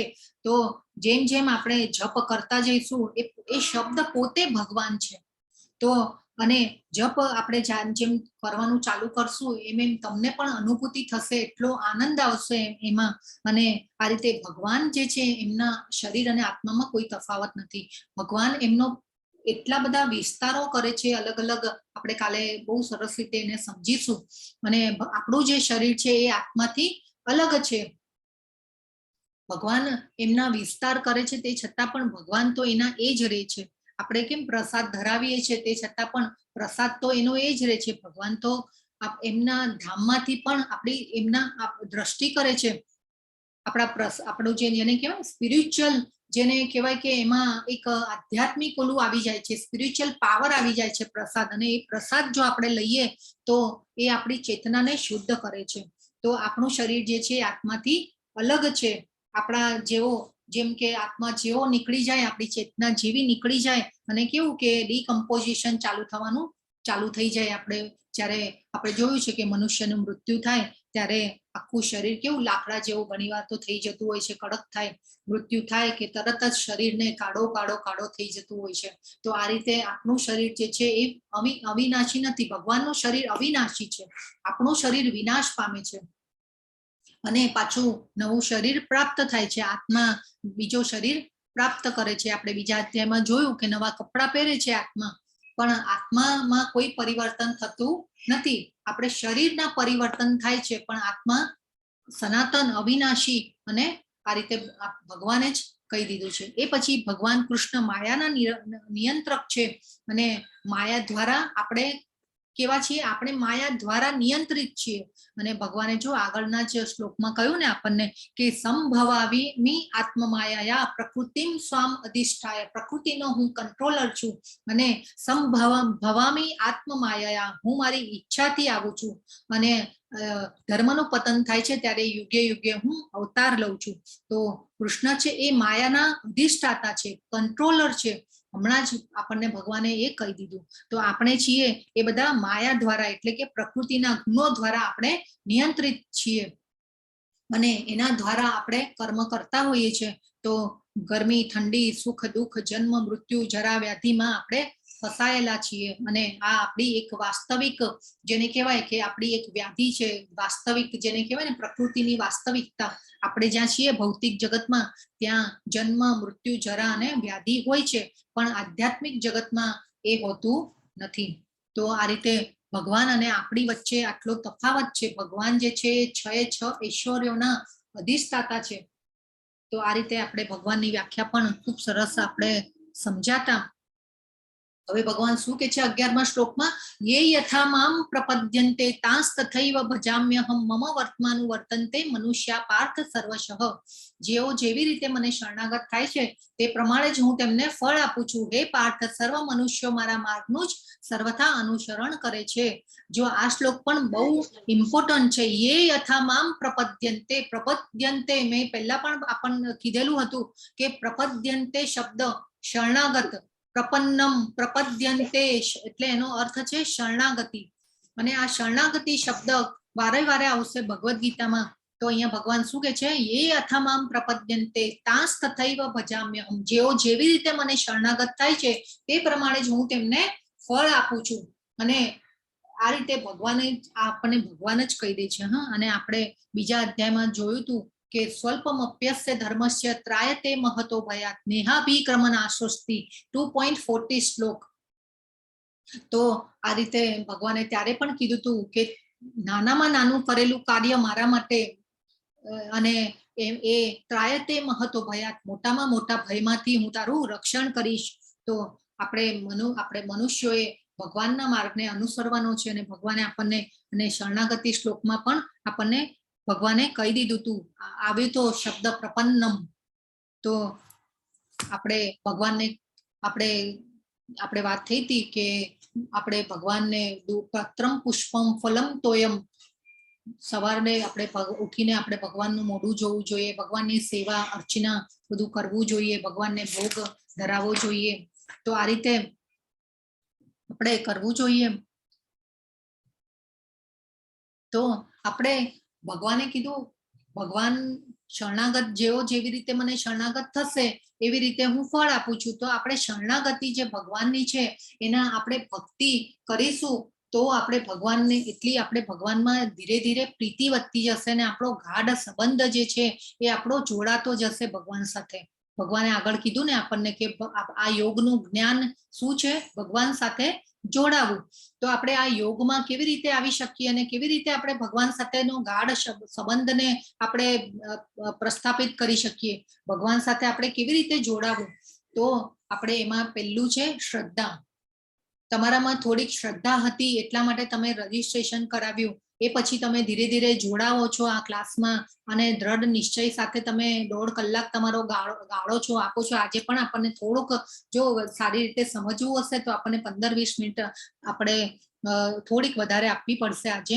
પણ શ્રદ્ધા હતી એટલે તમે આવ્યા, રજીસ્ટ્રેશન કરાવ્યું, તમે આ ભગવદ્ ગીતાને જાણવાની તમારામાં ઈચ્છા થઈ. તો આ રીતે શ્રદ્ધા પહેલું પગથિયું છે. ભક્તિમાં આવવું હોય અને ભગવાનને સમજવા હોય તો આપણામાં થોડી શ્રદ્ધા, જો શંકા કરશું ને તો આપણે શ્રદ્ધા ડેવલપ જ નહીં થાય આપણામાં. તો આ રીતે અને એ પછી શું કીધું, ભક્તો સાથે સંગત, સાધુ સંગ કરવાનો છે. આપણે ભક્તો સાથે આપણે અત્યારે શું કરી રહ્યા છે, આપણે ભક્તો એકબીજા આ જ્ઞાનની ચર્ચા કરી રહ્યા છે. આપણે ભક્તોનો સંગ કરીએ તો અને જેમ જેમ ભગવાનનું આપણે ગુણગાન અને સાંભળીશું એ હજી આગળ આવશે. એ પછી છે ભજન ક્રિયા, ભક્તિમય સેવાનું પ્રદર્શન. એટલે આપણે એ પછી છે અનર્થ નિવૃત્તિ. જેમ જેમ આપણે ભગવાનમાં આગળ જોડાતા જઈશું એમ એમ આપણે જે જાણતા અજાણતા આપણે જે પણ અનર્થ વૃત્તિ કરતા હોઈએ છીએ, અનર્થતા આપણે ઘણીવાર જાણ્યા વગર આપણને અજાણતા પણ થઈ જતું હોય છે એવું કર્મ કે એનું આપણે બંધન થતું હોય છે. એ પછી ધીરે ધીરે આપણે એમાં આગળ વધીએ તો આપણામાં નિષ્ઠા થાય, ભગવાન નું કામ કર્મ કરવા માટેની નિષ્ઠા સ્થિરતા આવે. એ પછી આપણને ધીરે ધીરે જેમ જેમ આપણે ભગવાનનું કામ કરતા જઈએ એમ એમ આપણને એમાં રુચિ થવા લાગે. અને તમે માર્ક કરજો કે ભગવાનનું કંઈ પણ આપણે કામ કરતા હોય ને તો એમાં ઓલવેઝ આનંદ જ આવે. તો એ રીતે ધીરે ધીરે આપણને એમાં સ્વાદ આવવા લાગે, રુચિ થવા લાગે. એ પછી આપણી આસક્તિ વધે. આસક્તિ વધે એટલે આપણે ભગવાન સાથેનો આપણો ધીરે ધીરે ગાઢ સંબંધ જે છે એ ગાઢ થતો જાય. એ પછી આપણને ભગવાન સાથે આપણને પ્રેમ થાય અને પ્રેમ આવવા લાગે ભગવાનનું કામ કરવા માટે. અને એ પછી છેલ્લે કૃષ્ણ પ્રેમ આવે છે. તો આ ભક્તિ યોગના 9 તબક્કા છે ભક્તિ સેવાના. તો આ આપણે ખૂબ સમજવાનું છે કે શ્રદ્ધા, શંકા નથી કરવાની ભગવાનના શબ્દો ઉપર. તો આજે ભક્તિ સેવાની 9 પ્રક્રિયાઓ છે. શ્રવણમ, જપ, કીર્તનમ, શ્રવણમ કીર્તનમ વિષ્ણુ, સ્મરણમ, પાદ સેવનમ, અર્ચનમ, વંદનમ, દાસ્યમ, સાખ્યમ, આત્મનિવેદનમ. તો શ્રવણમ જે છે એ ખૂબ મહત્વનું પગથિયું છે. શ્રવણમ એટલે સાંભળવું. તો સાંભળવામાં આપણે જેમ જેમ ભગવાનના નું ગુણગાન કરતા જઈશું, ભગવાનની લીલાઓનું સાંભળીશું, ભગવાનના જાપ મંત્ર જાપ કરીશું, હરે કૃષ્ણ કૃષ્ણ કૃષ્ણ હરે હરે, હરે રામ રામ રામ હરે હરે. તો એના જેમ જેમ જાપ કરતા જશું એમ એમ આપણામાં પણ આજે ભગવાન પ્રત્યે પ્રીતિ થતી જશે, પ્રીતિ થશે અને આ રીતે પછી આપણી શ્રદ્ધા ડેવલપ થાય, શ્રદ્ધામાંથી આપણી સ્થિરતા વધે, નિષ્ઠા વધે અને એ પછી આપણે ભક્તોનો સંગ કરીએ અને જેમ જેમ આ બધું આપણે વધારતા જઈએ તેમ તેમ આપણને ભગવાનમાં પ્રીતિ થતી જાય. અને આ એટલે શ્રવણમ જે છે એ નવધા ભક્તિ, આને નવધા ભક્તિ કહેવાય. શ્રવણમ, કીર્તનમ, સ્મરણમ, પાદસેવનમ, અર્ચનમ, વંદનમ, દાસ્યમ, સાખ્યમ અને આત્મનિવેદમ, એને નવધા ભક્તિ કહેવાય છે. અને નવધા ભક્તિનું સૌથી મહત્વનું પ્રભાવિત પ્રગટ્યું હોય તો એ શ્રવણમ. આપણે અત્યારે શું કરી રહ્યા છીએ? તમે લોકો આપણે જે જ્ઞાનની ચર્ચા કરી રહ્યા છે અને આપણા જ્ઞાનને તમે લઈ રહ્યા છો, શ્રવણમ કરી રહ્યા છો.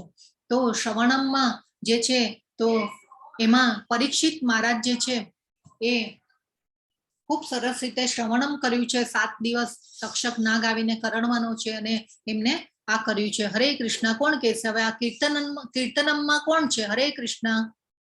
કીર્તનમમાં હરે કૃષ્ણ. કોઈને અહીંયા ખ્યાલ આવે છે કોણ કોણ છે આ બધા? મીરા છે, કૃષ્ણ. યસ, મીરાબાઈ. યસ, ખૂબ સરસ. એ પછી અહીંયા કોણ છે? આ બધા જે જાણીતું છે ને એ બધા હું અત્યારે લઈ રહ્યું છું. પાદ સેવનમમાં કોણ છે અહીંયા? લક્ષ્મીજી. લક્ષ્મીજી. યસ, લક્ષ્મીજી છે. બરાબર છે. પ્રહલાદ છે. યસ. પછી આ દાસ્યમમાં કોણ છે? હનુમાનજી. અને રામ ભગવાન ને સીતા માતા છે. યસ. પછી સાખ્યમમાં અર્જુન. સાખ્યમમાં કોણ છે? કૃષ્ણ ભગવાન અર્જુન. નહીં, યસ, સાખ્યમાં કોણ છે? કોણ બોલ્યું? અર્જુન. યસ, યસ, યસ, ખૂબ સરસ. એ પછી આવે છે આ કોણ છે? વંદનમમાં કોણ છે? ધ્રુવ. યસ, પ્રહલાદ મહારાજ. ધ્રુવ મહારાજ. યસ, ધ્રુવ મહારાજ. બરાબર છે. અને અર્ચનમમાં કોણ છે? અર્ચનમમાં લગભગ કદાચ કોઈને ખ્યાલ નહીં હોય પણ પૃથુ મહારાજ છે. અને આત્મનિવેદનમાં છે બલિ મહારાજ.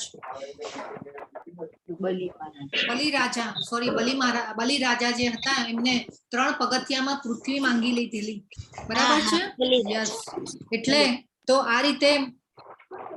અને સ્મરણમમાં કોણ છે? હરે કૃષ્ણ. રિપીટર્સ માંથી કોઈને ખબર છે? હરે સ્મરણમમાં કોણ છે? સ્મરણમમાં હરિદાસ ઠાકુર કરીને ભક્ત છે. યસ, યસ, હરિદાસ ઠાકુર છે. તો આ રીતે આ બધા જે ભક્તો જે છે એમને ભગવાનની ભક્તિ, આ નવધા ભક્તિ કહેવાય છે. શ્રવણમ, કીર્તનમ, વિષ્ણુ સ્મરણમ, પાદ સેવનમ, અર્ચનમ, વંદનમ, દાસ્ય, સાખ્યમ, આત્મનિવેદનમ. તો આ નવધા ભક્તિના પ્રકાર છે. જો હવે ભગવાન કે છે 12મા શ્લોકમાં, આ જગતમાં મનુષ્યો સકામ કર્મોમાં સિદ્ધિ ઈચ્છે છે અને તેથી તેઓ દેવોને પૂજે છે. નિસંદેહ આ જગતમાં મનુષ્યોને સકામ કર્મના ફળ જલ્દી પ્રાપ્ત થાય છે. તો આપણે બધા છીએ એ સકામ કર્મીઓ છે. અને સકામ કર્મીઓ એટલે કે દેવો, દેવી દેવતાઓ જે છે જલ્દી ફળ આપનારા છે. અને આપણે એના માટે આપણે જે અલગ અલગ બધાને પૂજીએ છીએ કે ભાઈ લક્ષ્મી જોઈતી હોય તો લક્ષ્મીજીનું યજન કરીએ, સ્વાસ્થ્ય જોઈતું હોય તો સૂર્યદેવનું, જ્ઞાન જોઈતું હોય તો સરસ્વતીનું. અને આ રીતે આપણે સકામ કર્મીઓ જે છીએ એ બધા દેવી દેવતાઓને પૂજીએ છીએ. પરંતુ આપણને જો ડાયરેક્ટ પ્રાઇમ મિનિસ્ટરનું જ કનેક્શન હોય તો કેવું સીધું આપણું કામ થઈ જાય. તો આપણે શું કરવાનું છે? ઝાડના મૂળમાં પાણી આપવાનું છે. તો ઝાડના મૂળિયાને પાણી આપીશું તો આપણે બધા જે પાંદડાઓ છે, ડાળીઓ છે, બધાને પાણી મળી જશે. હવે જેવી રીતે આપણે પેટમાં ખોરાક ખાઈએ છીએ અને પેટને આપણે આંખોને ખોરાક ખવડાવીએ છીએ, કાનને ખોરાક ખવડાવીએ છીએ, હાથને અલગથી ખોરાક આપીએ છીએ? નથી આપતા. તો આપણે શું કરવાનું છે? પેટને ખોરાક આપીએ છીએ. એટલે આપણે ભગવાન કૃષ્ણની ભક્તિ કરવાની છે. અને આપણે અલગ જે કહેવાય કે ભગવાને અહીંયા કહી દીધું, આપણે બધા સકામ કર્મીઓ છે. આપણી બધી ઈચ્છાઓ ખૂબ બધી હોય છે, અમર્યાદિત ઈચ્છાઓ. અને એટલા માટે આપણે અહીંયા ભગવાને શું કીધું? હજી પણ આગળ આના માટે ભગવાન ખૂબ સરસ રીતે સમજાવશે. પછી 13મા શ્લોકમાં ભગવાન કહે છે, ભૌતિક પ્રકૃતિના 3 ગુણો તથા તેમની સાથે સંકળાયેલા કર્મ અનુસાર માનવ સમાજના 4 વર્ણોની રચના મેં કરી છે. જો કે હું આ વ્યવસ્થાનો સ્રષ્ટા છું, તેમ છતાં અધિકારી હોવાથી હું અકર્તા છું એમ તું જાણ. ચાતુર્વર્ણ્યમ મયા સૃષ્ટમ. ચાતુર્વર્ણ્ય એટલે ભગવાને જ્યારે આ સૃષ્ટિની જ્યારે રચના ને બધું થયું ત્યારે ભગવાને ગુણ અને કર્મ, ગુણ કર્મ વિભાગશઃ ભગવાને કીધું. ગુણો અને કર્મો ના હિસાબથી આ ભગવાને આ બધા જેને કહેવાય વર્ણોની સ્થાપના કરેલી હતી. કે ત્યારે એવું હતું બ્રાહ્મણ, ક્ષત્રિય, વૈશ્ય અને ક્ષુદ્ર. તો આ રીતે બ્રાહ્મણ કુળમાં જન્મેલો હોય પણ જે મનુષ્ય હોય એમાં એ બાળકમાં કે જે મનુષ્ય જે પણ હોય એમાં એવું થાય કે ભાઈ બ્રાહ્મણ કુળમાં જન્મેલો હોય પણ એમાં ક્ષત્રિયના ગુણો હોય કે ભાઈ એને લડવાની ઈચ્છા થતી હોય કે ભાઈ એનામાં એવા ગુણો હોય કે ભાઈ પ્રજાનું રક્ષણ કરી શકતો હોય કે એટલે એ રીતે તો ક્ષત્રિયના ગુણો હોય તો પછી બ્રાહ્મણ હોય ભલે તે છતાં પણ ક્ષત્રિયનો વ્યવસાય અપનાવાય અને એને એ યુદ્ધ વિદ્યા અને શસ્ત્ર વિદ્યા શીખવાડવા માટે મોકલવામાં આવતો. એ પછી છે કે બ્રાહ્મણ ક્ષત્રિયમાં કુળમાં જન્મેલો હોય પણ એનામાં એવા ગુણો હોય કે ભાઈ વેદોનું જ્ઞાન લઈ શકે એવું હોય કે એને એવી ઈચ્છા થાય કે ભાઈ નહીં મારે આ બધું કરવું છે. તો ગુણ અને કર્મ વિભાગ ભગવાને બનાવેલા અને ક્ષત્રિયનો પણ હોય બાળક તો એને અને પણ વેદોનું જ્ઞાન લઈ શકો અને વેદોમાં પારંગત થવું હોય તો એ ત્યાં બ્રાહ્મણ એટલે ગુરુકુળમાં એ રીતે મોકલવામાં આવતા.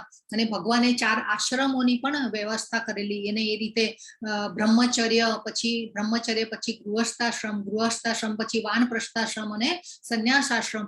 તો એ જેને કહેવાય કે બ્રહ્મચર્યાશ્રમમાં તો પહેલા એવું કે ભાઈ પહેલા આ બધું જ્ઞાન આજે ભગવદ્ ગીતાનું શાસ્ત્રોનું જ્ઞાન આપવામાં આવતું બાળકોને અને ગુરુકુળમાં ભણાવવામાં આવતા અને એ રીતે બાળકોને જ્ઞાન આપવામાં આવતું. અને આ જ્ઞાન લઈ અને એ પછી ગૃહસ્થાશ્રમમાં આવે બાળક અને યુવાન થાય ત્યારે એને ખબર હોય કે મારે કેવી રીતે જીવવાનું છે, મારે શું કરવાનું છે, મનુષ્ય જીવનનો ધ્યેય શું છે, આ યોગના વિજ્ઞાનનું એને જાણ હોય. અને એ પછી વાનપ્રસ્થાશ્રમ અને એ રીતે સંન્યાસાશ્રમ ને એ બધું.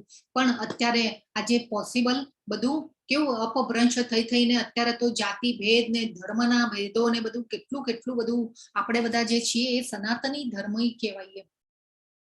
તો અત્યારે તો બિચારા છોકરાઓને ભગવદ્ ગીતાનું જ્ઞાન મળતું જ નથી અને બિચારા x + y = xy ને x1 + x2 ને એમાં તો એટલા બધા બિચારા છોકરાઓ એટલા બધા અંદર ગૂંચવાય છે.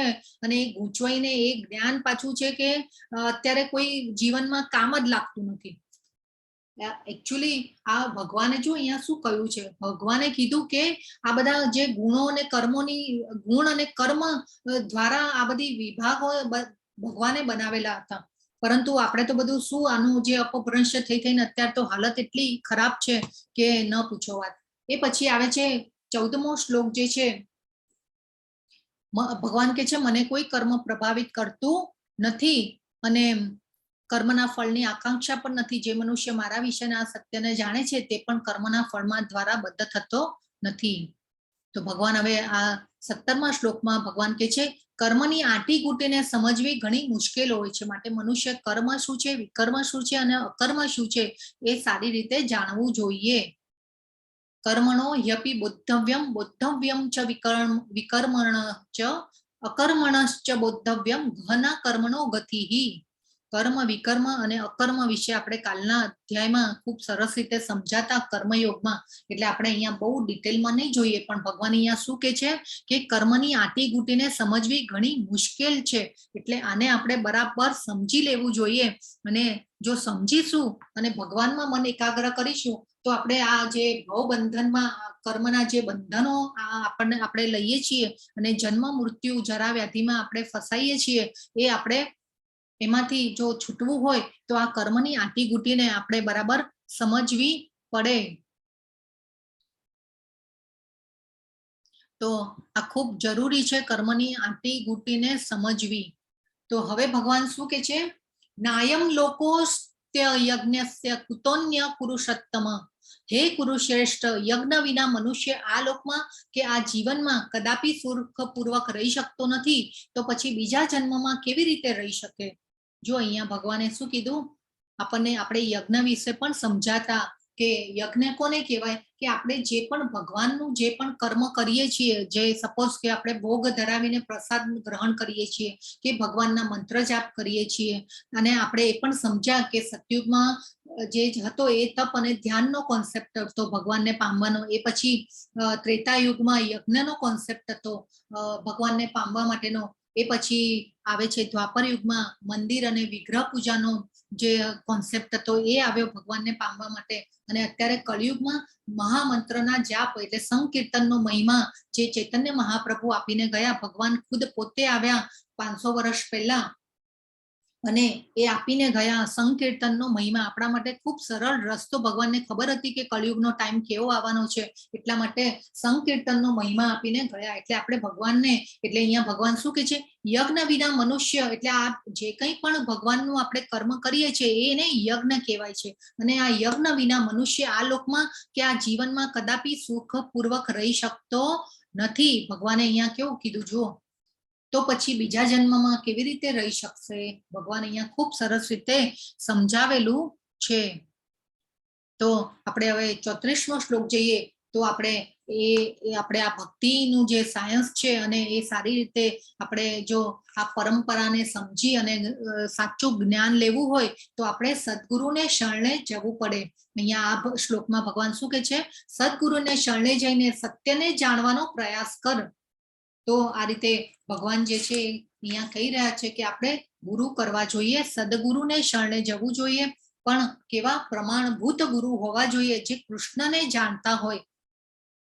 અને આપણે અત્યારે તો ઘણી એવી સંસ્થાઓ છે, ધર્મ સંસ્થાઓ કે અલગ અલગ બધી રીતે બધાના પોતાના વિચારો જાણતા હોય છે. જ્યારે પ્રભુપાદ અમેરિકા ગયા ત્યારે પણ એવું નહોતું કે ભગવદ્ ગીતા ત્યારે પણ ત્યાં પ્રચલિત નહોતી કે એવું કંઈ હતું નહીં, પણ ભગવદ્ ગીતા તો ત્યારે પણ હતી. 70 વર્ષની જ્યારે ઉંમરે ગયા યુએસમાં, પણ ત્યારે કોઈ કૃષ્ણ ભક્ત નહોતો. પ્રભુપાદે એમના આપણે લેક્ચર ને બધું સાંભળીએ ને ત્યારે આ પ્રભુપાદે ખૂબ સરસ રીતે સમજાવ્યું છે કે કોઈ કૃષ્ણ ભક્ત નહોતો. પણ આજના અધ્યાયમાં આપણે સમજી ગયા કે ભગવાન જે છે, કૃષ્ણ જે છે એ ભગવાન છે. એટલે આ રીતે આપણે સદગુરુને શરણે જઈ અને જે પરંપરામાં આવેલું જ્ઞાન છે એને લેવાનો પ્રયત્ન કરવો જોઈએ. અને એ જો આપણે કરીએ છીએ તો આપણે અંધશ્રદ્ધાઓમાં આપણે જતા નથી અને આપણે જે આ જ્ઞાન લઈ અને આપણે આપણા જીવનમાં ઉતારવાનો પ્રયત્ન કરીએ. અને આ જ્ઞાનોપદેશ ભગવાન શું કહે છે હવે કે તેમને વિનમ્ર થઈને પ્રશ્ન પૂછ અને તેમની સેવા કર. તે પ્રબુદ્ધ મહાત્માઓ તને જ્ઞાનોપદેશ કરી શકશે કારણ કે તેમણે સત્યનું દર્શન કર્યું છે. જો કેટલું ભગવાન કહી દે છે કે આ સદગુરુનો શરણે જવાનું અને એવા મહાત્માઓને શરણે જવાનું કે જેને જ્ઞાનોપદેશ કરી શકે અને એમને સત્યનું દર્શન. હવે આવા ગુરુઓ જે છે એમને સત્ય એટલે પરમ સત્યનું દર્શન કરેલું હોય, જેને જાણ્યા હોય ભગવાનને, અને એવા ગુરુ પાસે આપણે જઈએ છીએ તો આપણે પ્રોપર જગ્યાએ આપણે જઈએ છીએ અને જ્ઞાન લઈ રહ્યા છીએ. તો આ ભગવાને આપણને ખૂબ સરસ એટલે આ ગુરુ કરવાનું જે મહત્વ જે છે એ ખૂબ સરસ ભગવાને અહીંયા આપણને સમજાવી દીધું.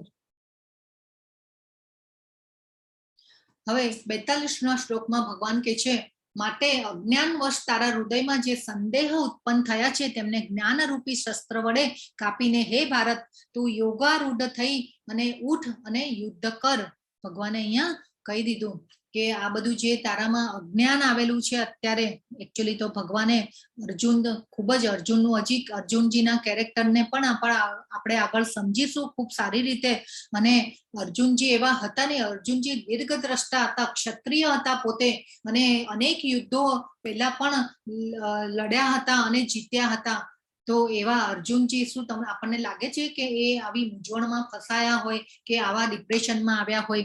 પરંતુ અહીંયા ભગવાને આજે કાળ પરંપરા તૂટી ગઈ હતી એના માટે યોગ માયામાં નાખ્યા અને એમને આ રીતે માહોલ ઉત્પન્ન કર્યો અને ભગવાને ભગવદ્ ગીતાનું જ્ઞાન આપ્યું. એટલે હવે અહીંયા ભગવાન શું કહે છે કે આ જે બધું અજ્ઞાન આવેલું છે તારા હૃદયમાં, એને સંદેહ ઉત્પન્ન થયા છે, શંકાઓ ઉત્પન્ન થયા છે, એને તું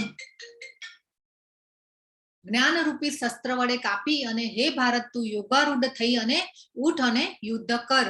તો આ રીતે ભગવાન ખૂબ સરસ રીતે સમજાવ્યું.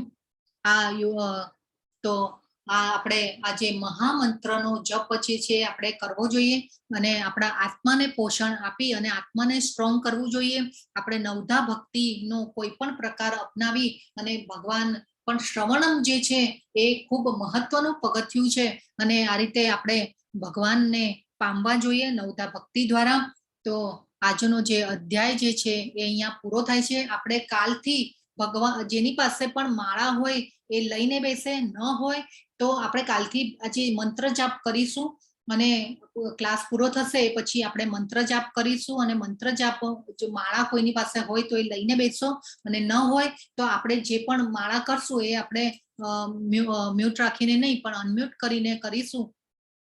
તો સાથે સાથે તમે પણ કરી શકો છો.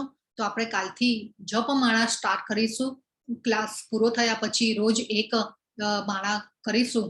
તો જેને ટાઈમ હોય અનુકૂળતા હોય તો એ બધા આપણે સાથે કરીશું. તો આ રીતે આજનો જે અધ્યાય જે છે એ પૂર્ણ થાય છે.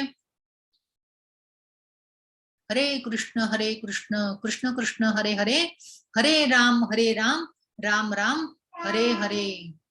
पंचाकल्पतरुभ्यश्च कृपा सिन्धुभ्य एव च पतितानां पावनेभ्यो वैष्णवेभ्यो नमो नमः.